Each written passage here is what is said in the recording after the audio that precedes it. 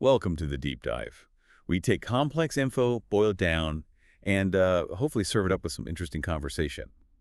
Today we're trying to cut through the noise, maybe even centuries of time, and get to the heart of some ancient wisdom. That's right. We're diving into the Itivuttaka, specifically a part called the Catukkanipāto. That's the fourfold collection. And these aren't just old texts. They're, well, foundational insights, really direct teachings from the Buddhist path itself. Exactly. And it's not just history. It's practical stuff, Guidance for living well, understanding your own mind, maybe even finding liberation. You might actually be surprised how much this ancient wisdom speaks to, well, your own life today.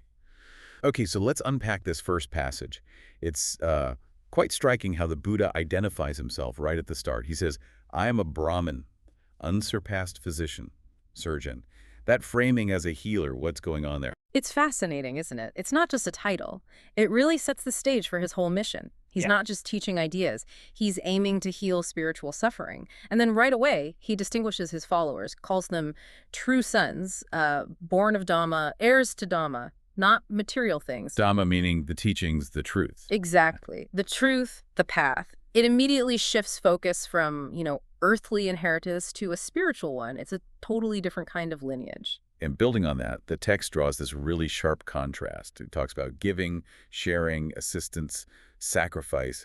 But in each case, the Dhamma version, like Dhamma giving, is called supreme over the material kind. Why elevate the Dhamma aspect so much? Well, I think it gets to a core principle. The gift of understanding, the gift of the path itself, is ultimately way more valuable than, say, giving food or money.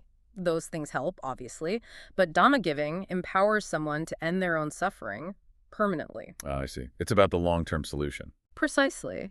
The text even says something like, beings bow to one who practiced Dhamma sacrifice, who is compassionate because they've gone beyond existence. It's not just about charity as we might think of it. It's sharing the actual means to transcend suffering. So as you're listening, maybe think about that. How does this idea of Dhamma giving maybe change how you view sharing knowledge or offering support? Does it make it feel bigger, more profound?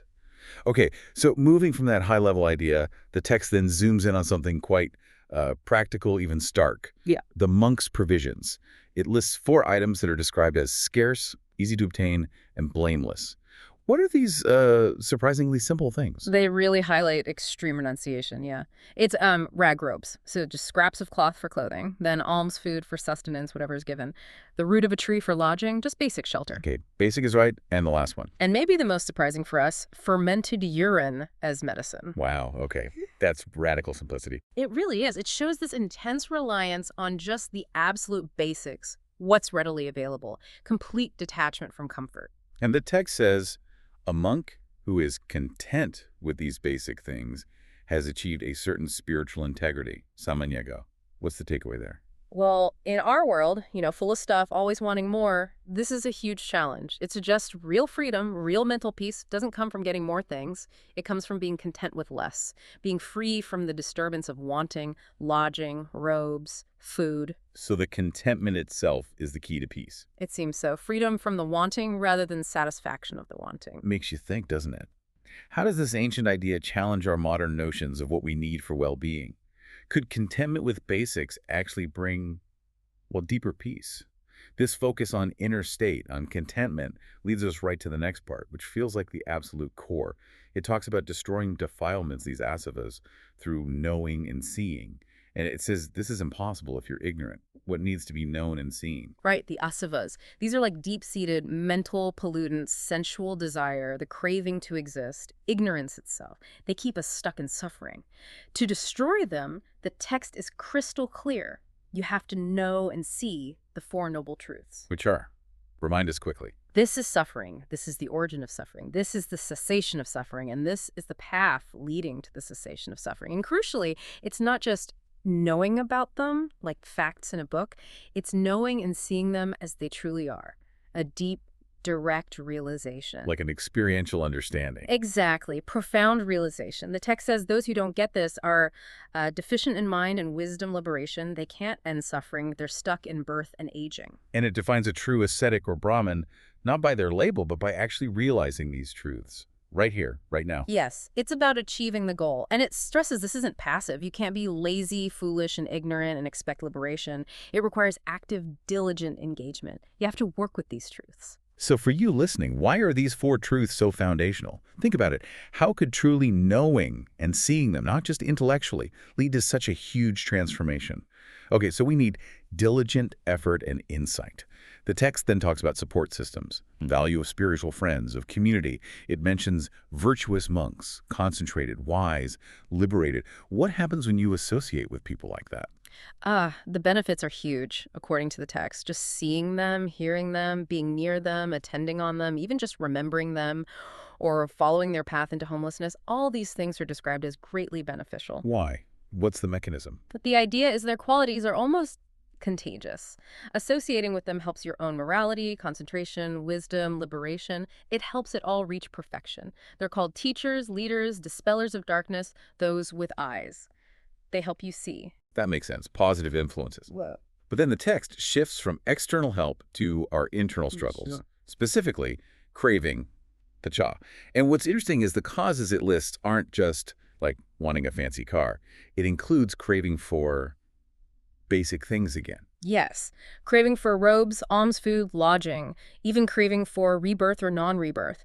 This is subtle but important. It shows craving isn't just about luxury. Attachment can latch onto anything, even necessities, even spiritual states. The issue is the attachment, the craving itself. Not the object. Not the object. And there's this powerful analogy, isn't there, of being swept down a river. Yeah, tell us about that. Okay, so the river is craving, or the flow of existence. It looks pleasant on the surface, like our senses, but underneath, dangers. There's a deep pool, that's the 5 lower fetters, like self-view, doubt, then waves, anger, distress, whirlpools, sensual pleasures, and monsters. The text likens them to women, which is, a specific cultural metaphor for powerful worldly temptations that bind you. Okay, so lots of dangers. Right. And someone with eyes, the Buddha, stands on the bank warning the person.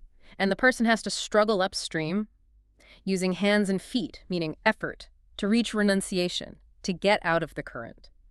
It's a vivid picture of needing sustained effort to escape suffering's pull.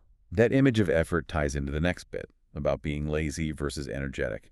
It says it doesn't matter if you're walking, standing, sitting. What does matter? It's all about the mind. It's not whether a thought arises like a sensual thought or an angry thought. Everyone has thoughts. The difference is, do you persist in it? Do you indulge it? If yes, you're lazy, mentally speaking. But if you don't persist, if you recognize it, abandon it, dispel it, then you are ardent, resolute, energetic. So it's the active management of the mind. Precisely. The disciplined monk is described as having overcome covetousness, ill will, laziness, restlessness, doubt.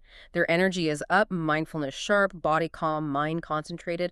It all flows from that mental discipline. So think about your own mind for a second. What stands out here about your own habits? How important is actively working with thoughts and maybe seeking out those positive influences we talked about? Now, the discussion kind of zooms out again, looking at the broader community, the relationship between lay people and monastics. How's that described? It's presented as a really vital symbiotic relationship. Lay people, Brahmins and householders, help monks with material needs. Robes, food, lodging, medicine. The basics. Okay, the support structure. Right. And in return, monks help the lay people by teaching the Dhamma. Described beautifully as beautiful in the beginning, middle, and end, complete, purely fulfilled, holy life. This mutual support is crucial, it says, for the purpose of crossing the flood, for the complete ending of suffering. They need each other. Interesting. A two-way street for liberation.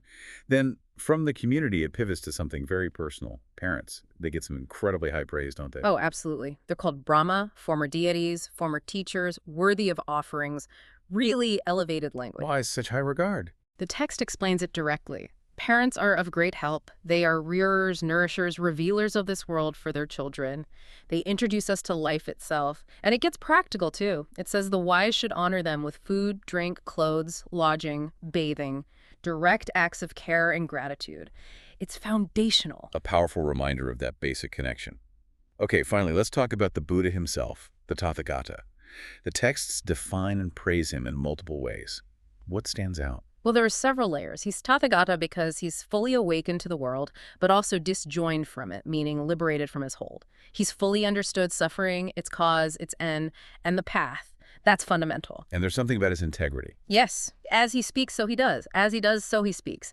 Perfect alignment between words and actions. Total integrity. Plus, he's described as victorious, unvanquished, seeing others' welfare, having mastery. He's conquered the internal battle completely. And the poetic praises really drive it home. They do. He's conquering all, freed from all knots. He's found nibbana, the supreme peace, free from fear. Nibbana being that ultimate goal, the extinguishing of suffering. Exactly. And he's called the unsurpassed lion who set the wheel of Dhamma in motion for everyone. The one who started it all, who showed the way. So as you hear all that, how does this rich picture of the Buddha shape your understanding of what a true guide and awakened being really represents? So yeah, we've really covered a lot from the Catukkanipāto today.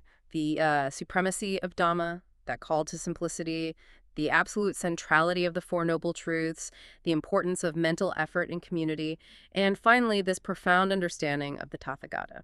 It really is remarkable, isn't it, how these teachings from so long ago feel so practical, so relevant. That call to generosity with wisdom, to be diligent ourselves, to practice gratitude, it just resonates. It does. It's a strong reminder that real change, real transformation, it comes from within. But it's supported by wisdom, by others on the path, and guided by that deep insight into how things really are. So as we wrap up this deep dive, here's something for you to maybe mull over. We heard so much emphasis on Dhamma giving, sharing wisdom, and on personally knowing and seeing the Four Noble Truths as the way out of suffering. If you were to truly embrace those principles, how might that actually shift your day-to-day priorities, not just for yourself, but maybe for how you interact with everyone around you?